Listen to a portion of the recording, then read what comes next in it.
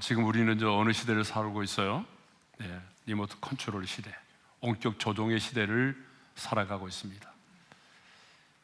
여러분, 우리가 예전에는요, 집을 나서는데 생각해 보니까 TV를 켜고 나온 것 같아요. 아니면 에어컨이 켜져 있는 상태로 나온 것 같아요. 그러면 예전에는 어떻게 했어요? 다시 들어가서 확인하고 전원을 끄기도 하고 TV를 끄고 에어컨을 끄고 나왔어요. 그런데 요즘은 그렇지 않아요. 요즘에는요, 원격 조종 시대예요. 스마트폰으로 어때요? 전원을 끄고 켤 수도 있어요. 또 집의 온도도 조절할 수 있어요. 얼마나 편한 시대를 살아가고 있는지 몰라요. 얼마 전 아내와 함께 고속도로 휴게소에서 들렸는데 무인 로봇이 커피를 내려주더라고요. 아니, 사람이 아닌 로봇이 내려준 커피를 마시는데 기분이 좀 이상했어요. 항상 사람이 내려준 커피를 먹다가 로봇이 딱 주는 커피를 마시니까 좀 맛도 이상한 것 같더라고요. 예. 자, 원격 조종의 시대는 전쟁의 판도마저 완전히 바꾸어 놓았습니다. 이제 현대전에서 가장 강력한 무기는요, 드론이라고 합니다. 드론은 조종사가 없음에도 불구하고 수백 킬로미터를 날아가서 정확한 목표물에 폭탄을 투하합니다. 그래서 이번에 우크라이나와 러시아 전쟁에서 드론 공격으로 인한 사상자가 무려 70에서 80%에 이른다고 합니다. 이렇게 컴퓨터와 전자제품, IT의 융합은 우리가 살아가는 세상을 완전히 다른 세상으로 바꾸어 놓았습니다. 그런데 저는 이 모든 것을 리모트 컨트롤, 원격 조종하는 것을 보면서 말도 안 되지만 이런 생각을 해봤어요. 내가 원하는 사람, 내가 기도하는 사람을 이렇게 움직일 수만 있다면, 조종할 수만 있다면 얼마나 좋을까? 여러분도 공감하시죠? 그러면 아마 여기 오늘 안 나오셨을 텐데. 예? 그러면 이렇게 자녀들 때문에 속을 썩이는 일도 없을 것이고, 고민할 이유도 없을 것이고, 무릎을 꿇어 기도하면서 눈물을 흘려야 될 이유도 없겠죠. 그런데 사람의 마음은 어때요? 사람은 내 마음대로 컨트롤할 수가 없습니다. 내가 원하는 대로 사람을 움직일 수가 없어요. 여러분, 내가 원하는 대로 사람을 움직일 수만 있다면 로봇이지 사람이 아니에요. 내가 낳은 자식이지만 내 마음대로 내 자녀를 움직일 수가 없어요.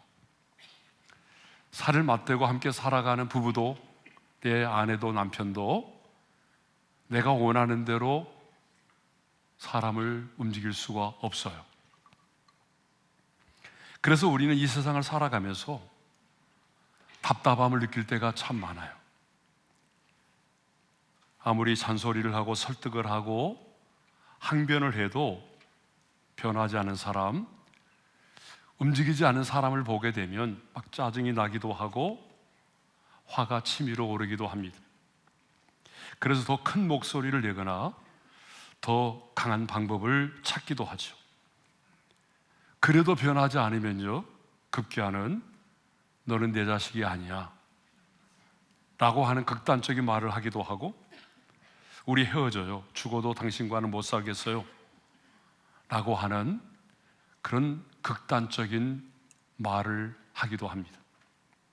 아니, 어떤 사람은 변하지 않는 직장의 동료와 상사 때문에 직장을 뛰쳐나가는 경우도 있어요. 이렇게 사람의 마음은 내가 바꿀 수가 없다는 거예요. 아무리 노력하고 노력을 해도 타락한 죄성을 가진 사람의 마음은 쉽게 바뀌어지지 않습니다. 내가 그 사람을 내 열심으로 바꾸어 보려고 하게 되면 논쟁이 시작이 되고, 감정이 상하게 되고, 관계가 깨어질 때가 더 많아요. 내 열심으로 사람의 마음을 바꾸려고 노력하면 노력할수록 이상하게 관계가 꽈배기처럼 더 꼬이고 갈등이 깊어질 때가 더 많습니다. 그런데 말입니다. 할 수 있는 길이 있어요. 사람을 움직일 수 있는 길이 있습니다.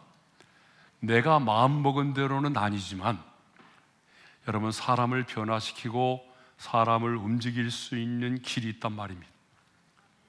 성경은 우리에게 사람을 변화시키고 움직일 수 있는 가장 강력한 방법을 우리에게 가르쳐주고 있어요. 그것이 뭘까요? 그것이 뭐예요? 그것이 바로 기도입니다. 내가 기도에 무릎을 꿇으면 하나님이 나의 기도를 들으시고 하나님이 일하십니다. 기도는 내가 하나님을 설득하는 것이 아니라 하나님께서 일하실 수 있도록 문을 열어주는 것을 말하죠. 예수님께서 죽은 나사로를 살리시기 전에 그 무덤을 막고 있던 돌을 옮겨 놓았던 것처럼 기도는 하나님께서 일을 행하실 수 있도록 닫혀 있는 문들을 활짝 열어놓는 행위와도 같습니다. 기도는 하나님으로 하여금 일하시게 하는 것입니다. 자, 성경을 보게 되면 하나님은 끊임없이 일하시는 분으로 우리에게 소개되고 있습니다. 그래서 예수님은 뭐라고 말씀하셨어요? 아버지께서 일하시니 나도 일한다라고 말씀을 하셨어요. 하나님이 일하시면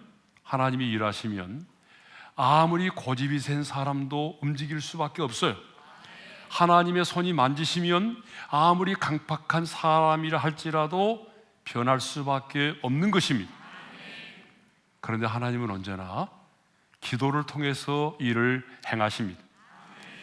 자, 그런데 어떤 경우에는요, 내가 누군가의 변화를 위해서 기도의 무릎을 꿇었는데 그 사람이 변하는 것이 아니라 기도의 무릎을 꿇어 기도하는 내 자신이 변할 때가 있어요.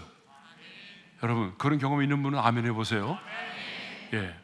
내가 누군가의 변화를 위해서 기도했는데 그 사람이 변하는 것이 아니라 기도하는 내 자신이 먼저 변화를 경험할 때가 참 많이 있습니다. 하나님은 그를 바꾸시기 전에 먼저 나를 변화시키심으로써 변화된 나의 모습을 통해서 그 사람을 변화시키실 때가 참 많이 있습니다. 그래서 저는요, 목회하면서 내가 변하니까 내 가정이 변했고 내 자녀가 변했다는 소식을 참 많이 들었어요. 여러분 그러죠? 내가 내 남편의 변화를 위해서 기도했는데 내가 먼저 변하게 됐어요. 그 변화된 내 모습을 보고 남편이 변화되는 거예요. 여러분 그런 경우 있죠? 참 많아요. 자, 역사를 보게 되면 기도로 사람을 움직인 사람들이 많이 있어요.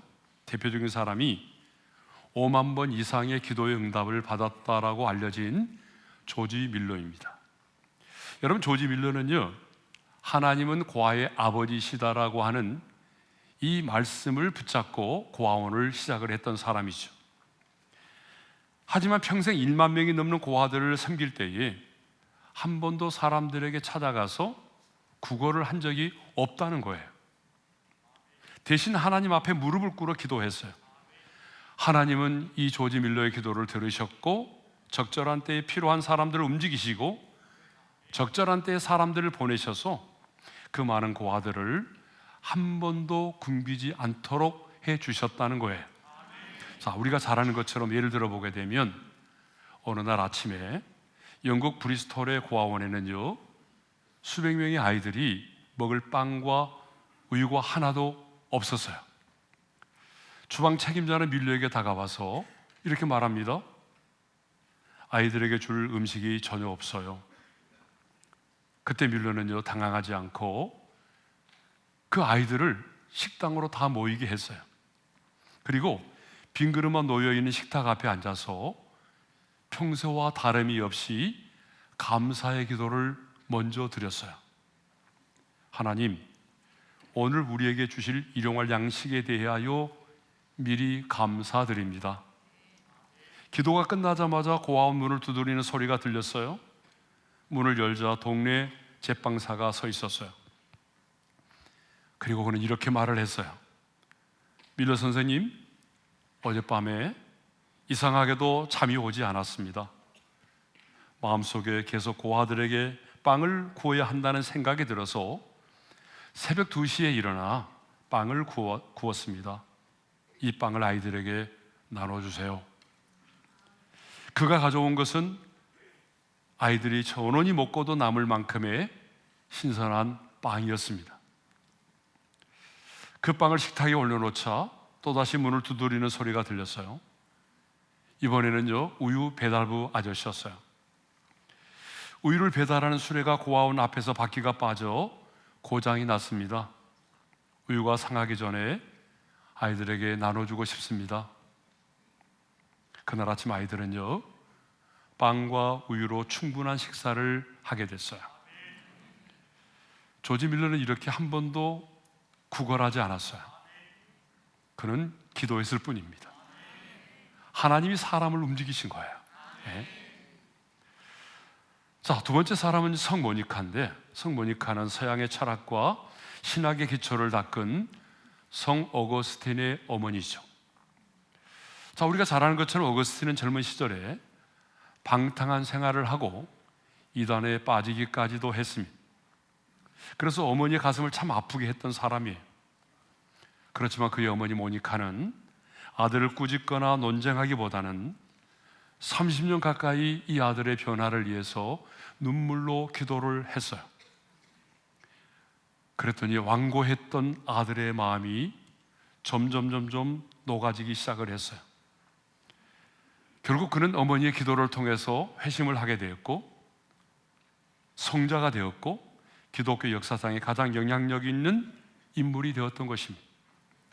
어머니의 눈물의 기도가 타락한 아들을 움직였던 거죠. 자, 세 번째로 윌리엄 일퍼 보스포스라고 하는 분인데 18세기 영국의 노예 제도 폐지를 이끈 정치인입니다.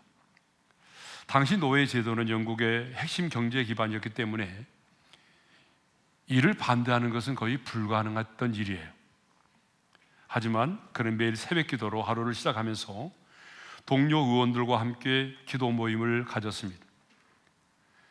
정치적인 술수가 난무하는 의회에서 그는 기도하는 정치가로서의 순결함을 유지했습니다.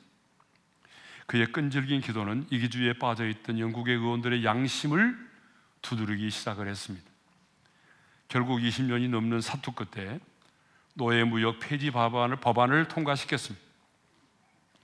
그가 무릎을 꿇어 기도했을 때 하나님께서 동료 의원들의 마음을 하나님이 움직여 주셨던 것입니다. 자, 성경의 기도를 통해서 사람을 움직인 사람들이 많이 나오죠. 대표적으로 두 사람을 예로 들 텐데, 첫 번째는요, 바로 에스더입니다. 하만의 음모로 인해서 유다의 민족이 진멸할 위기에 빠져 있을 때에 에스더는요, 금식하며 기도했어요. 그리고 내가 죽으면 죽으리다라고 하는 일사각오의 신앙을 가지고 왕에게 나아갔습니다. 하나님은 그 기도를 들으사 왕의 마음을 움직여서 마침내 하만의 음모가 수포로 돌아가게 하시고 유다 민족을 결정적인 순간에 구원해 내셨습니다. 자, 느헤미야, 두 번째로 느헤미야인데, 느헤미야는 기도로 사람을 움직인 대표적인 사람입니다. 자, 우리가 잘 아는 것처럼 느헤미야는요, 기도로 왕을 움직인 사람입니다. 느헤미야는 유대인으로서 페르시아 아닥사스다 왕의 술관원이었어요. 여러분, 당시의 왕의 술관원이라고 하는 것은요, 대단한 직책이에요. 왕이 술을 먹기 전에 이 술 안에 독이 들었는지 안 들었는지를 점검해보고 난 다음에 그 다음에 왕에게 술을 드린 사람이에요. 그리고 왕과 자주 앉아서 국사를 논의하고 많은 대화를 나눌 정도니까 오늘날로 말하면 대통령의 비서실장 정도 되는 그런 직책입니다. 그런데 그는 어느 날 자신의 조국 예루살렘에 대한 참담한 소식을 듣고 기도를 했어요. 하나님은 그 기도를 들으시고 아닥사스다 왕의 마음을 움직여서 정치적인 결단을 내리게 했습니다. 우리가 잠시 후에도 살펴보겠지만, 그래서 왕의 호의 속에 예루살렘의 성벽을 재건하게 되었습니다. 한마디로 말하면 느헤미야는요, 기도로 왕의 마음을 움직여서 예루살렘의 성벽을 재건했던 사람입니다. 자, 그러면 이제 중요합니다. 여기서부터 중요해요. 자, 우리는 이제 기도로서 사람을 움직여야 되는데, 그렇죠? 자, 내가 기도로서 사람을 움직이려면 두 가지가 필요해요. 자, 설교는 여기서부터가 중요해요. 첫 번째가 뭐냐 그러면 긍휼과 사랑의 마음을 가져야 해요. 자, 벌써 여러분들은 설교를 들으면서 그렇지, 내가 누군가를 위해서 기도를 해야지, 내 남편의 변화를 위해서, 내 자녀를 위해서 기도해야지, 아마 이런 생각을 가졌을 거예요. 그런데 정말 더 중요한 게 있어요. 긍휼과 사랑의 마음을 갖는 것이 먼저입니다. 자, 느헤미야는요, 수상국에 있던 어느 날 예루살렘을 다녀온 하나니를 통해서 자기 조국에 대한 슬픈 소식을 듣게 됐어요. 어떤 소식이었어요? 예루살렘의 성벽이 무너지고 성문은 불에 타고, 그리고 포로로 끌려가지 않고 남아있는 사람들이 환난과 능욕을 당하고 있다라고 하는 너무나 슬픈 소식을 듣게 됐어요. 너무나 참담한 소식을 듣게 된 거예요. 너무나 충격적인 소식을 듣게 되었어요. 그러면 이 느헤미야는 이런 슬프고 참담하고 참 마음이 무너지는 소식을 들었을 때에 그가 어떻게 반응을 했냐는 거예요. 느헤미야는 이 소식을 들었을 때에 가장 먼저 울고 슬퍼했어요. 말씀을 읽겠습니다. 4절입니다. 다 같이요. 내가 이 말을 듣고 앉아서 울고 수일 동안 슬퍼하며 하늘의 하나님 앞에 금식하며 기도하며, 너무나 마음이 아파서 수일 동안 울고 슬퍼했어요. 여러분, 어떻게 보게 되면요, 예면해 버릴 수도 있는 상황이에요. 지금 자신은요, 어디에 있어요? 수상궁에 있어요. 왕의 술관원이에요. 그렇다면 나 혼자 잘 먹고 잘 입고 잘 살 수 있잖아요. 아니, 내가 걱정한다고 해서 되는 일도 아닌데 라고 생각하면서 조국의 현실에 대하여 예면해 버릴 수도 있어요. 왜요? 자신은 지금 너무 잘 입고 잘 먹고 잘 살고 있잖아요. 왕이 먹는 진미와 포도주를 먹고 마시며 하루를 살아가잖아요. 그러니까 그러한 조국의 현실에 대한 소식을 듣고도 예면해 버릴 수도 있어요. 또 이렇게 생각할 수도 있어요. 그래, 내가 걱정한다고 해서 문제가 해결될 수 있겠나? 나 한 사람이 이곳에서 걱정하고 근심한다고 해서 예루살렘의 성벽이 다시 재건될 수 있겠어? 내가 이렇게 멀리 떨어져 있는데, 나 한 사람인데. 얼마든지 자신을 합리화시킬 수도 있어요. 그런데 느헤미야는 그 조국의 그 참담한 슬픈 소식을 들었을 때에 자신을 합리화시키지 않았어요. 예면해 버리지도 않았어요. 우리 예수님이 예루살렘을 사랑하사 그 예루살렘 성을 바라보시면서 눈물을 흘리시며 기도하셨던 것처럼 느헤미야도 자기 민족 그리고 예루살렘을 너무나 사랑했기 때문에 울면서 슬퍼하며 기도했어요. 여러분, 눈물을 흘린다는 것은 무슨 증거예요? 사랑한다는 증거예요. 눈물을 흘린다는 것은요, 관심이 있다는 증거예요. 그렇다면 오늘 내 남편의 변화를 위해서, 내 직장의 동료와 상사의 변화를 위해서, 아니면 나의 부모와 내 자녀의 변화를 위해서 기도하기 전에 나는 내 남편과 내 자녀와 내가 기도하고 있는 사람을 향한 긍휼히 여기는 마음이 내 안에 있는지, 정말로 내 안에 사랑하는 마음이 있는지를 점검해 보셔야 돼요. 우리는 많은 경우에 어쩔 수 없이 기도는 하면서도 긍휼과 사랑의 마음이 아닌 분노와 미움의 감정을 품고 기도할 때가 있어요. 그런데 여러분, 분노와 미움의 감정을 품고 기도하면 하나님은 그 기도를 들으시지 않아요. 그러니까 우리 안에 가장 먼저 필요한 게 뭐예요? 긍휼과 사랑의 마음이에요. 여러분, 우리의 조국 현실을 바라보게 되면 우리 역시도 지금 눈물을 흘리며 기도하지 수밖에 없는 그런 상황 가운데 있어요. 여러분, 청소년들의 방황하는 모습을 보면서 울어본 적이 있어요. 하나님의 형상대로 지음을 받은 인간들이 하나님의 존재를 부정하고 하나님의 이름을 모독하는 모습을 보면서 여러분, 눈물을 흘리며 그 영혼을 긍휼히 여기면서 기도해 본 적이 있나요? 수많은 청년들이 교회를 떠나가는 그 뒷모습을 바라보면서 여러분, 그 영혼을 위해서 눈물을 흘리며 기도해 본 적이 있나요? 자유를 위해서 탈북했던 우리 북한의 동포들이 체포돼서 다시 북한으로 북송된다는 소식을 들으면서 여러분, 우리가 얼마나 애통한 마음을 가지고 그 영혼을 위해서 기도해 본 적이 있나요? 이렇게 엄동설한 추위에 굶주리는 북한의 동포들을 생각하면서 여러분은 얼마나 긍휼히 여기는 마음을 가지고 그 영혼을 위해서 눈물을 흘리며 기도해 본 적이 있나요? 중요한 것은 내가 누군가의 변화를 위해서 기도하려면 먼저 내 안에 뭐가 필요해요? 긍휼과 사랑의 마음이 필요합니다. 그 마음이 먼저예요. 자, 이제 우리 안에 이렇게 긍휼과 사랑의 마음이 들었다면 이제 우리는 기도를 시작을 해야 돼요.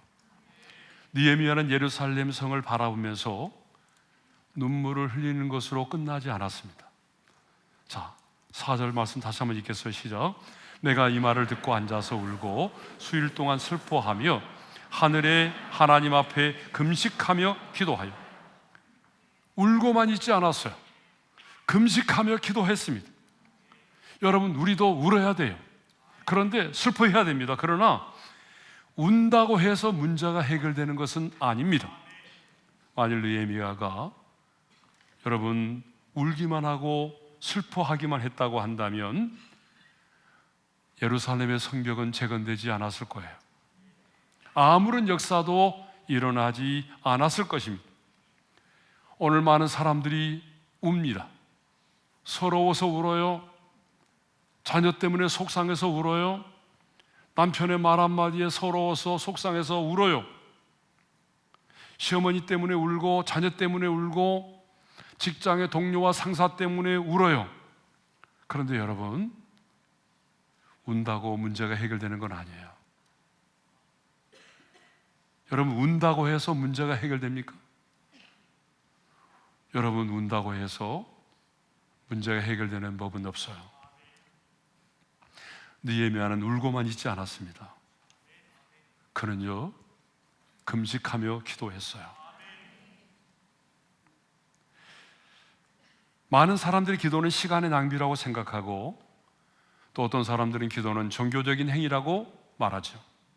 그러나 느헤미야는 기도는 시간의 낭비가 아니고 종교적인 행위가 아니라 바로 그리스도인의 장식품이 아니라 하나님의 보좌를 움직이는 강력한 힘인 것을 알고 있었습니다. 그래서 우리 예수님께서도 늘 말씀하셨어요. 기도 외에 이런 종류가 나갈 수 없느니라.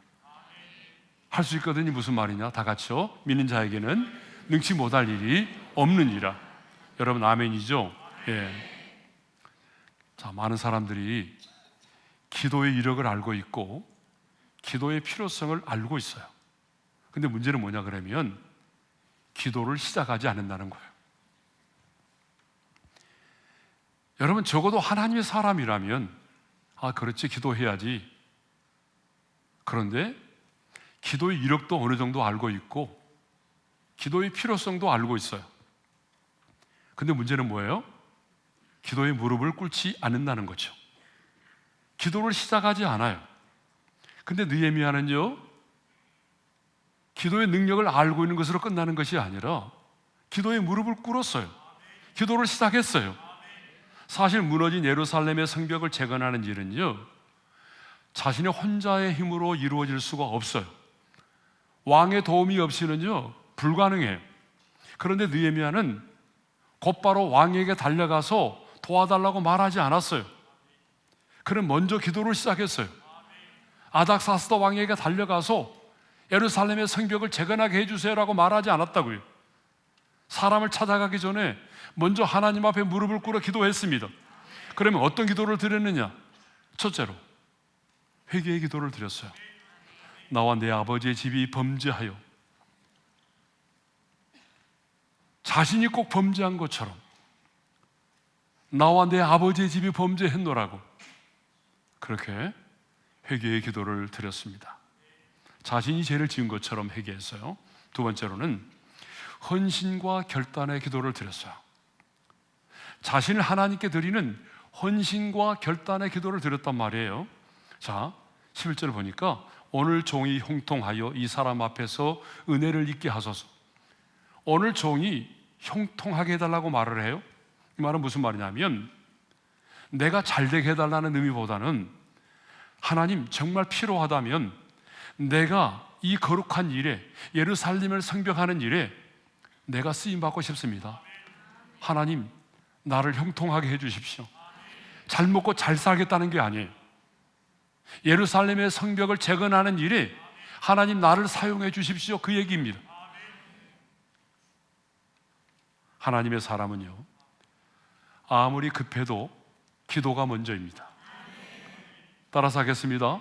아무리 급해도 기도가 먼저입니다. 예. 아무리 급해도 우리는 기도가 먼저예요. 아무리 내가 하고자 하는 일이 순수하고 좋은 일이라 할지라도 하나님의 사람은요 견제나 기도가 먼저입니다. 우리의 모든 일은 기도가 먼저입니다. 느헤미야는 그걸 알았어요. 예루살렘의 성벽의 재건이 먼저가 아니라 기도가 먼저라는 사실을 알았습니다. 여러분, 프로그램이 먼저가 아닙니다. 여러분, 우리의 조국의 통일도 마찬가지입니다. 통일이 먼저가 아닙니다. 기도가 먼저입니다. 여러분, 결혼하지 않은 분들 잘 들으세요. 결혼이 먼저가 아니에요. 기분 나쁘세요? 결혼이 먼저가 아니라 기도로 준비하는 게 먼저예요. 기도가 쌓이고 결혼을 해야 되죠. 예? 결혼하고 난 다음에 나는 기도하겠다? 그런 일은 없어요. 예? 결혼이 먼저가 아니라 기도가 먼저입니다. 여러분의 자녀가 좋은 대학에 들어가는 거 그게 먼저가 아닙니다. 여러분, 기도가 먼저입니다. 예, 직장도 마찬가지입니다. 좋은 직장 들어가려고 생각하지 말고 기도가 먼저입니다. 예. 누군가 어떤 사람을 정말 움직이기를 원한다면 먼저 우리 안에 긍휼과 사랑하는 마음을 가져야 돼요. 그래서 하나님, 누군가를 위해서 기도하려면 그 사람을 향한 긍휼히 여기는 마음과 사랑의 마음을 달라고 기도하셔야 돼요. 그 다음에는 어떻게 해야 되죠? 이제 우리가 기도의 무릎을 꿇어야 돼요. 자, 그렇다면 느헤미야는 얼마 동안 기도했을까? 예. 자, 4개월 정도 기도를 한 것 같아요. 어떻게 알 수 있냐 그러면 1장 1절을 보게 되면 느헤미야가 기슬루월에 예루살렘에 대한 소식을 듣게 됐어요. 기슬루월. 기슬루월은 양력으로 말하면 12월이에요. 그리고 2장 1절을 보게 되면 니산월에 왕 앞에 나갔다고 되어 있잖아요. 이 니산월은 양력으로 계산하게 되면 4월이에요. 그러니까 지금 느헤미야는요 4개월 동안을 무료 기도로 준비한 거예요.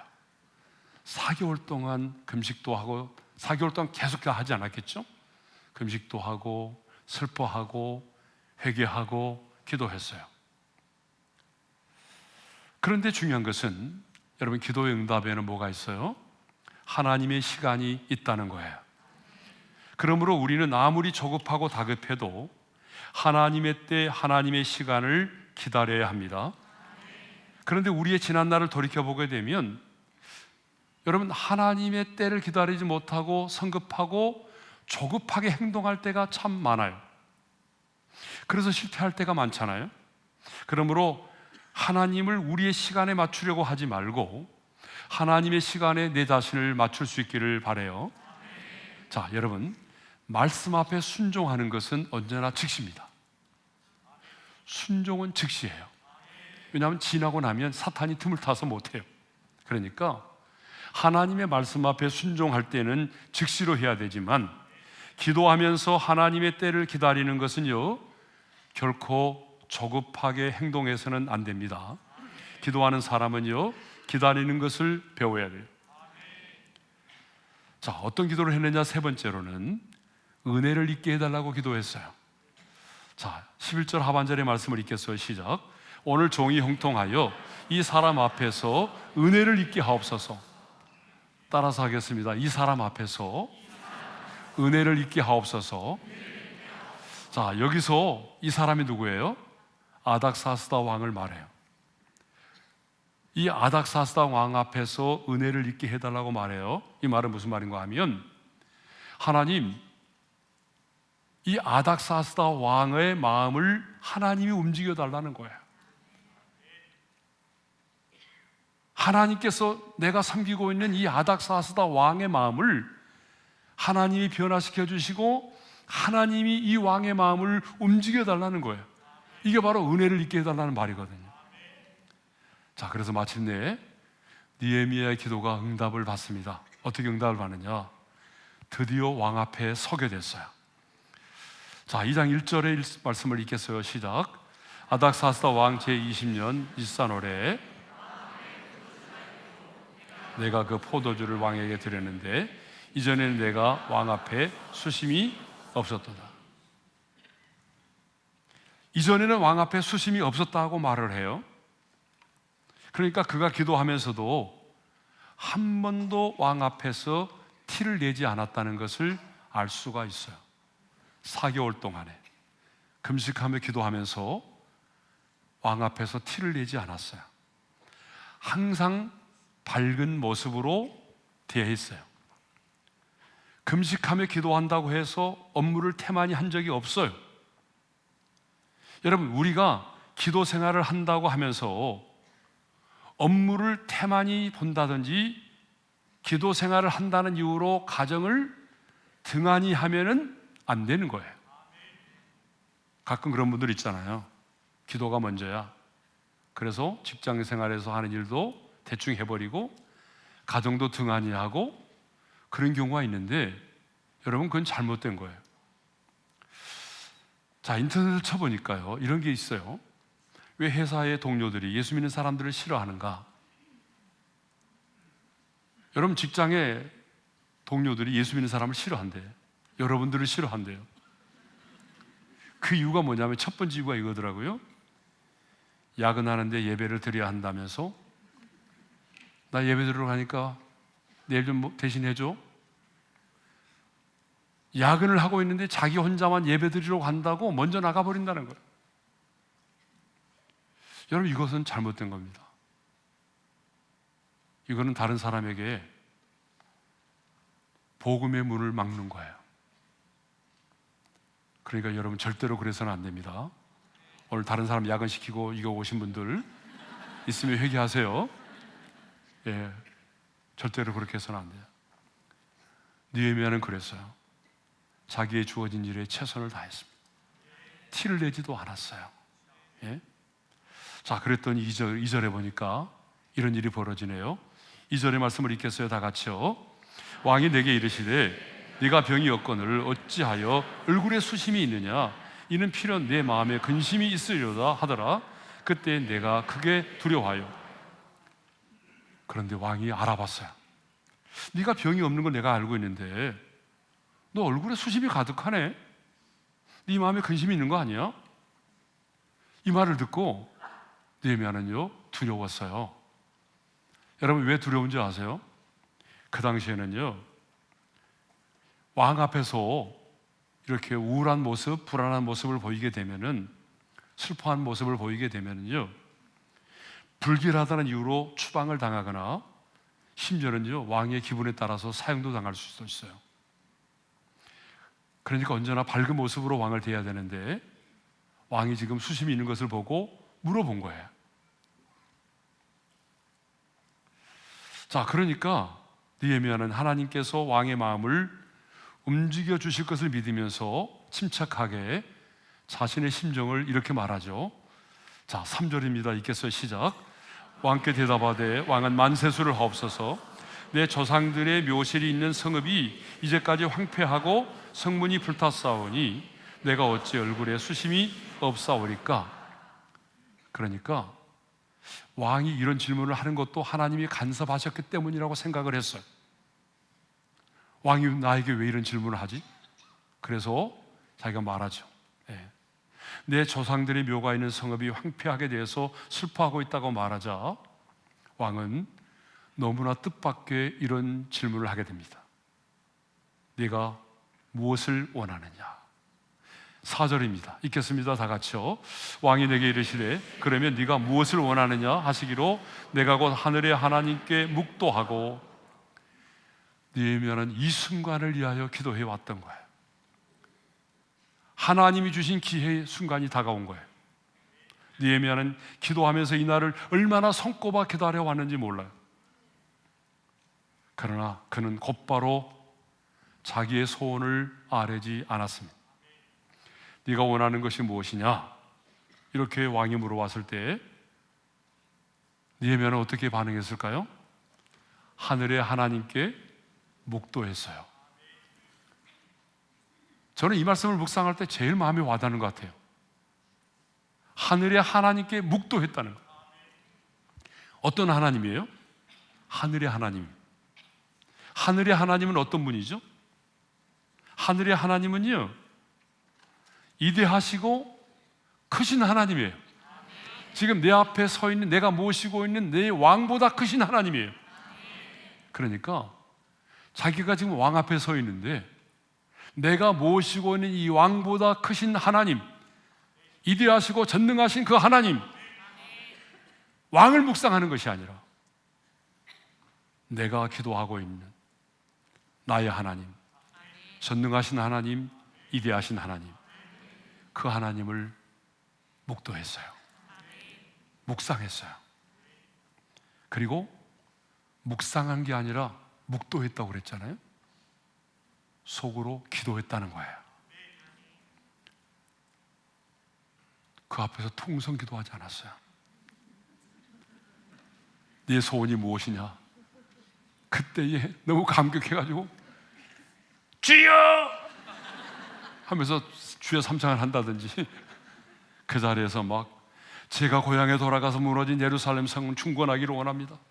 제가 그렇게 했는데 하나님께서 그 기도를 들어주셨네요 하면서 그렇게 가볍게 행동하지 않았어요. 기회가 오자마자 그는 하나님이 역사하신다는 사실을 깨닫고 먼저 조용히 하나님께 기도를 했습니다. 여러분, 참 느헤미야는 예의가 바르고 경험한 겸손한 사람이었습니다. 왕 앞에서 수다를 떨지 않았어요. 상식을 뛰어넘는 행동을 하지 않았습니다. 그 자리에서 막 손을 들고 무릎을 꿇고 큰 소리로 막 할렐루야, 좋으신 하나님 감사합니다, 제 기도를 응답해 주셔서 감사합니다, 막 이렇게 쌍시옷 해가지고 그렇게 기도하지 않았어요. 호들갑 떨지 않았어요.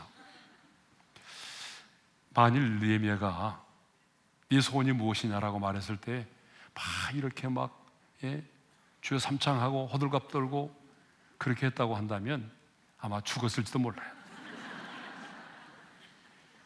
그런데 느헤미야는 그렇게 하지 않았어요. 왕 앞에서 조용하게 속으로 묵상 기도를 했어요.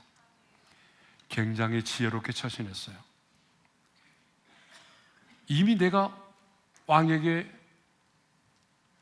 예루살렘의 성벽을 재건하게 해달라고 하는 그 얘기를 하고 싶지만 또다시 한번 하늘의 하나님께 묵도하고 그리고 말을 한 거죠. 자, 이렇게 말하죠. 5절의 말씀을 읽겠습니다. 다 같이 시작.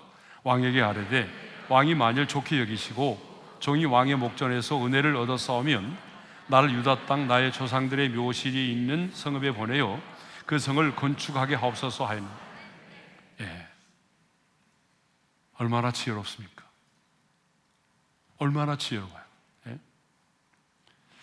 자, 그래서 세 번째 보게 되면 이제 드디어 조서를 내려가지고 성벽을 재건하게 합니다. 6절을 보게 되면 왕이 느헤미야에게 얼마나 오래 걸리겠냐라고 물어봐요. 자, 6절의 말씀을 읽겠어요. 시작. 그때 왕후도 왕 곁에 앉아있더라. 왕이 내게 이르시되 네가 몇 날에 다녀올 길이며 어느 때에 돌아오겠느냐. 왕이 나 보내기를 좋게 여기시기로 기한을 정하고. 예. 자, 왕은 느헤미야에게 자, 그러면 지금 가면 언제 돌아올 건데? 물었어요. 그리고 K 승낙을 해 주었습니다. 7절 이하를 보게 되면 왕은 강서쪽 총독들에게 조서를 내려서 느헤미야로 하여금 유다에 들어갈 수 있도록 그 통과, 제재를 받지 않고 유다로 들어갈 수 있도록 그 통행을 허락해 주었어요. 8절을 보게 되면 왕의 삼림 감독에게 조서를 내려서 성전을 지을 수 있는 그 문과 성곽과 들보로 쓸 제목들을 주었어요. 그러니까 예루살렘의 성벽을 지을 수 있는 그러한 제목들까지 허락을 해준 거죠.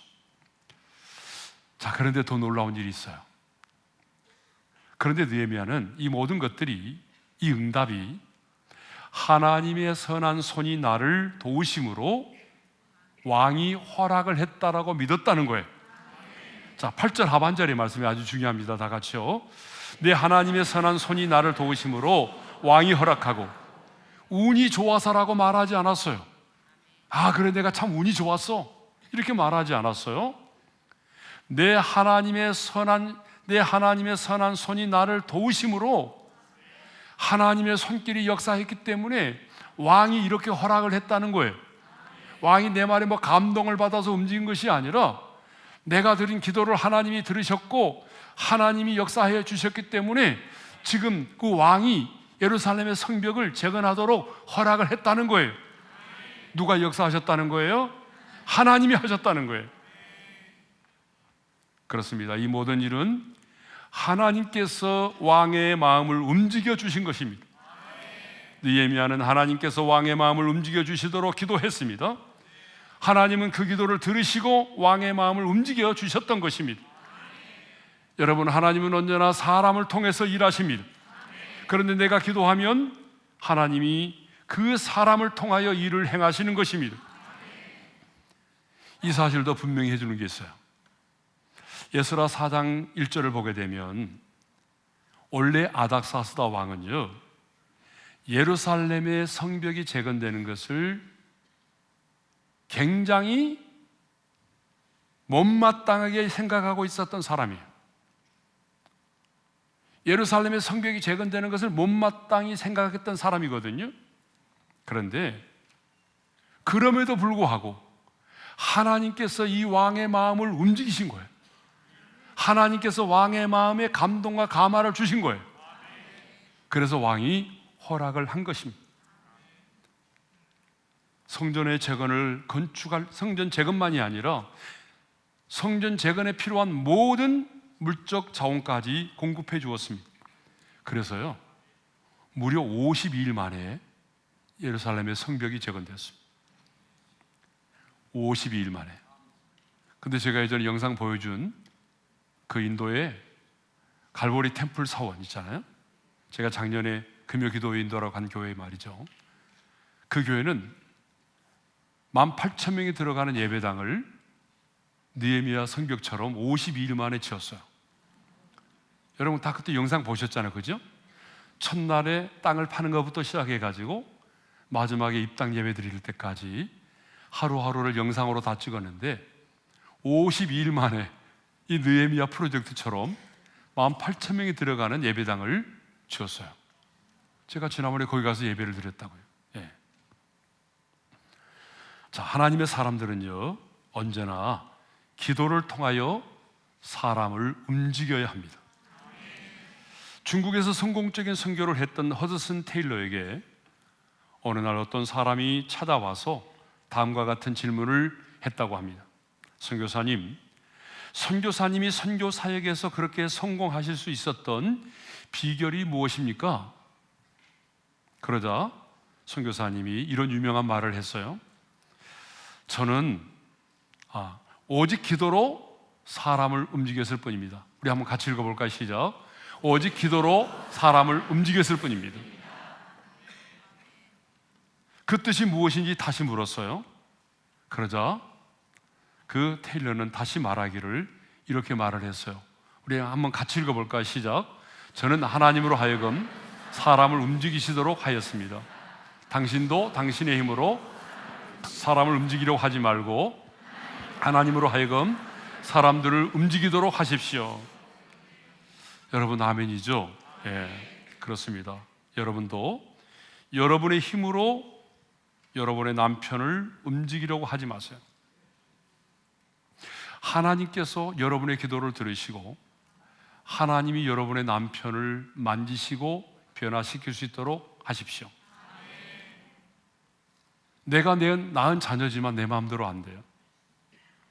그러니까 여러분의 힘과 노력으로 여러분의 자녀를 움직이려고 하지 말고 정말 긍휼히 여기는 마음과 사랑의 마음을 가지고 하나님 앞에 집중하고, 자녀에게 집중하는 것이 아니라 하나님께 집중하고 간절히 기도하면 하나님께서 여러분의 자녀를 움직이셔야 됩니다. 내가 내 자녀를 움직이려고 하다 보니까 논쟁이 되고 갈등이 깊어지는 거예요.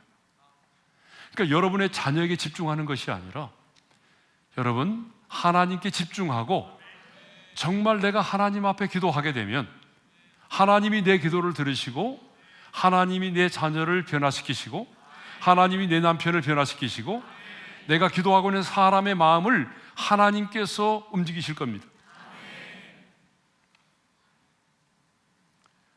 우리는 기도로서 내가 관계하고 있는 사람들의 마음을 움직일 수가 있는 거예요. 자, 그런데 기도로 사람을 움직였던 사람들에게는 특징이 하나 있어요. 기도로 사람을 움직였던 사람, 다른 말로 말하면 기도로 하나님의 보좌를 움직였던 사람, 그래서 하나님으로 일하시게 했던 사람들에게는 남다른 특징이 하나 있는데 그게 무엇인가 하면 거룩한 기도의 습관을 가지고 있었다는 거예요. 자, 느헤미야도 마찬가지입니다. 자, 느헤미야가 왕의 마음을 움직였어요. 기도를 통해서. 느헤미야가 기도할 때 아닥사스다 왕의 마음이 움직여서 예루살렘의 성벽을 재건하도록 했거든요. 그런데 아닥사스다 왕이 네가 무엇을 원하느냐 라고 물어봤을 때 아까 얘기했잖아요. 느헤미야가 어떻게 했다고 그랬어요? 금방 잊어버렸어요. 그러면서 여러분의 자녀가 공부를 잘하기를 바라는 것은 문제가 있어요. 네가 무엇을 원하느냐라고 물었을 때 느헤미야가 가장 먼저 뭘 했어요? 하늘의 하나님께 묵도했다고 그랬잖아요. 여러분, 이것은요 거룩한 기도의 습관을 가진 자만이 할 수 있어요. 끊임없이 하나님과 영적으로 소통하며 기도했던 거룩한 습관이 있었기 때문에 왕이 네가 무엇을 원하느냐라고 물었을 때에 곧바로 자기가 품고 있던 마음의 소원을 말하지 않고 하늘의 하나님께 묵도를 한 거예요.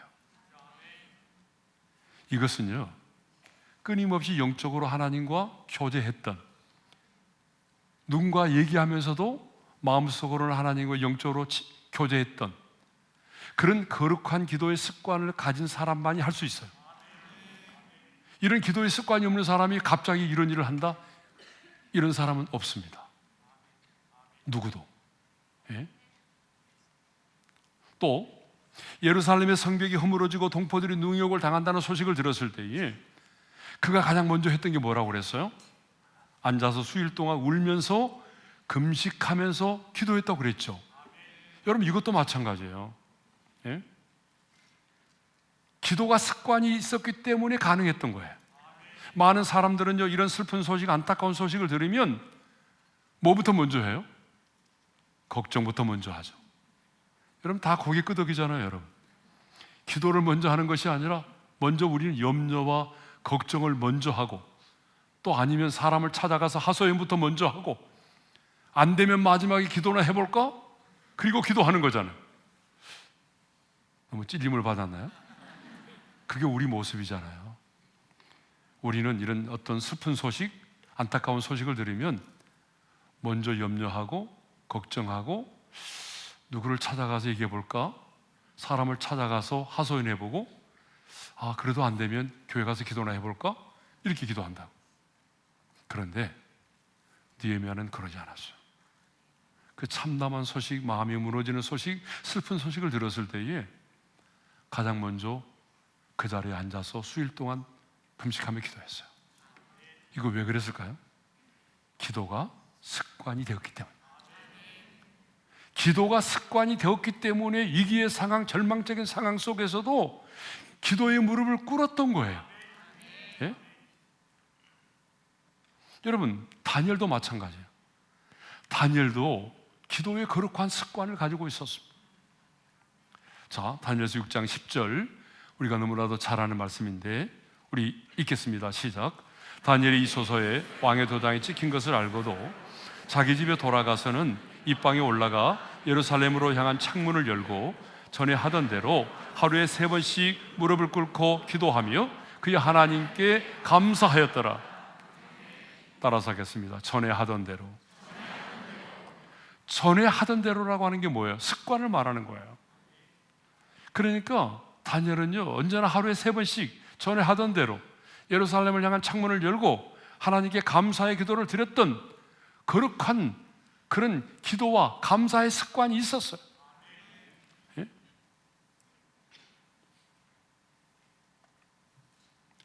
사무엘도 마찬가지입니다.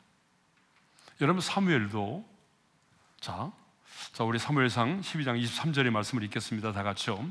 나는 너희를 위하여 기도하기를 쉬는 죄를 여호와 앞에서 결단코 범하지 아니하고 선하고 의로운 길을 너희에게 가르칠 것인즉, 기도하기를 쉬는 죄를 범하지 않겠다라고 말했잖아요. 나는 기도하는 것을, 쉬는 것을, 기도하기를 쉬는 것을 죄라고 여길 정도로 사무엘은요, 기도하는 습관을 가지고 있었어요. 우리 예수님도 습관을 따라서 감람산에서 기도하셨어요. 우리 말씀을 읽겠습니다. 시작. 예수께서 나가사 습관을 따라 감람산에 가심에 제자들도 따라갔습니다. 여러분, 예수님에게 있어서 기도는 이벤트가 아니었습니다. 필요할 때만 하는 이벤트가 아니었어요. 예수님에게는요, 기도의 습관이 있었습니다. 가장 거룩한 기도의 습관.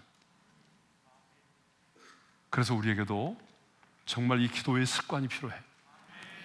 성경에 나오는 하나님의 사람들 보세요. 모세도, 다윗도, 신약의 베드로와 요한도, 백부장 고넬료와 같은 사람도 모두가 다 기도의 습관을 가지고 있었던 사람들입니다. 이렇게 기도하는 습관을 가지고 있었기 때문에 위기의 순간에도, 절망적인 순간에도 원망하고 염려하기보다는 기도에 무릎을 꿇었던 것입니다. 사랑하는 성도 여러분, 말씀을 정리하겠습니다. 우리 힘으로는 누구도 움직일 수가 없어요. 우리 힘으로는 누구도 변화시킬 수가 없어요. 여러분의 자녀도, 여러분이 기도하고 있는 그 어떤 사람도 여러분의 열심과 여러분의 힘과 능력으로는 누구도 움직일 수가 없어요. 변화시킬 수가 없어요. 하지만 우리가 무릎을 꿇어 기도하면, 그 하나님의 얼굴을 구하고 내가 기도하는 사람에게 집중하는 것이 아니라 그 하나님에게 집중하고 긍휼과 사랑의 마음을 가지고 내가 무릎을 꿇어 기도하면 하나님이 내 기도를 들으시고 그 사람을 움직이십니다. 하나님이 열면 누구도 닫을 자가 없어요. 아무리 강팍한 사람일지라도 전능하신 하나님이 만지시면 여러분 변화될 수 있어요.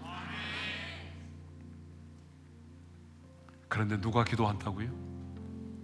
아무나 기도하는 게 아니에요. 거룩한 기도의 습관을 가진 자만이 위기의 순간에, 절망의 순간에도 기도할 수가 있단 말입니다. 그러므로 여러분, 오늘 말씀을 듣는 것으로 끝나버리면 아무 의미가 없어요. 오늘 말씀을 들었다면 우리는 결단해야 합니다. 내가 결단할 때 연약함을 성령님이 도와주십니다. 성령님이 인격을 가지신 분이기 때문에 주님, 내가 오늘 이 말씀 앞에 내가 이렇게 순종하고 싶습니다. 그럴 때 성령님이 우리를 도와주시는 거예요. 그래서 오늘 이 밤에 하나님, 내 안에 거룩한 기도의 습관을 가질 수 있도록 내가 이렇게 결단하겠습니다. 기도의 시간을 이렇게 정하겠습니다. 기도의 분량을 이렇게 정하겠습니다. 하나님, 이제 내가 기도의 습관을 만들어 가겠습니다. 내 연약함을 도와주십시오. 그럴 때 성령 하나님이 여러분을 도와주셔서 우리 안에 거룩한 기도의 습관이 만들어짐으로 위기의 순간, 절망의 순간은 낙심하지 않고 사람에게 하소연하지 않고 하나님 얼굴을 구하며 하나님 앞에 무릎을 꿇어 기도함으로 하나님이 우리의 기도를 들으시고 우리가 기도하는 그 사람을 움직여 주실 줄로 믿습니다.